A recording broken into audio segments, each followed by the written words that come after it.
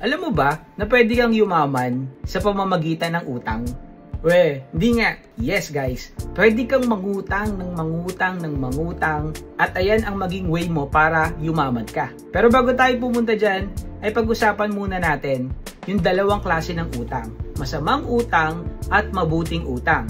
Pag-usapan muna natin yung masamang utang. Ano nga ba yung masasamang utang?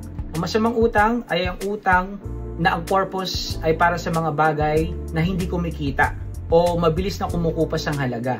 Isa sa mga halimbawa dito ay mangungutang tayo para sa mga birthday party kasi gusto natin na may panghanda. Mangungutang tayo using credit card para may pangbili ng iPhone, ng latest iPhone, car loans. So bakit car loans? Kasi ang sasakyan po kadalasan po ito ay liability. Hindi siya nagbibigay ng income sa atin. So hindi siya maituturing na asset. Kaya masasabi natin na masamang loan ang car loan. Bakit? Pagdating kasi ng panahon, ang sasakyan po natin ay bumabagsak ang halaga nito.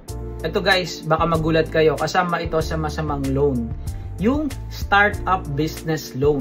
Napakahirap kasi na mag-umpisa ka sa negosyo mula sa utang. Imagine, paano na lang kung malugi yung negosyo mo, tapos galing pa sa utang yung puhunan mo. So lugi ka na, paano ka pa makakapagbayad ng utang mo na ginamit mo sa puhunan? Kaya hindi talaga advisable yung startup business na loan. So ayan po yung napakaraming halimbawa po para sa mga masamang loan. Ano nga ba itong mabuting utang? Ito yung mga utang na ginagamit natin para sa long-term na benepisyo na nakakabuti talaga sa ating net worth.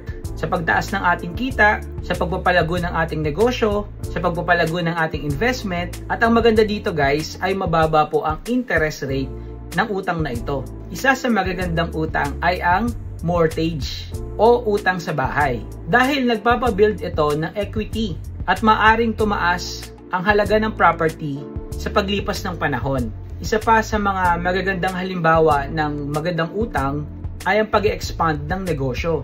Dahil meron ka ng negosyo at gusto mo itong mas mapalaki pa, mag-uutang ka ng pangpuhunan para mas mapalago ang inyong negosyo. Halimbawa, gusto mo magkaroon ng panibagong branch ng business mo sa ibang lugar, hindi mo naman pwedeng gamitin yung income from your first branch para magkaroon ka ng additional na pera, kailangan mong mangutang para magamit sa second branch mo. Or pwede mo naman din sabihin na gusto mo lang mas lumaki yung business mo. Halimbawa, meron kang grocery store at gusto mo magdagdag ng ibang products or mas marami pang products, maglo-loan ka para mas mapalaki ang iyong negosyo. Gagawin mo yan kasi nakikita mo na kailangan. Dahil nakikita mo na parami ng parami yung customers mo at kinukulang na yung laki ng negosyo mo, kaya kailangan mong mag-expand at kailangan mo mas magpalaki. At magagawa mo yan sa pamamagitan ng pag-uutang. Ayan yung dalawa sa maraming halimbawa para yumaman ka mula sa utang. O diba? Pwede ka talagang yumaman mula sa utang. So ibig sabihin, pwede ka pala talagang mangutang para yumaman.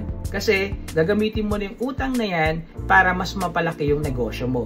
Huwag kayong magugulat kasi napakaraming mayayaman na kahit ang mga milyonaryo na or bilyonaryo na ay may utang pa rin.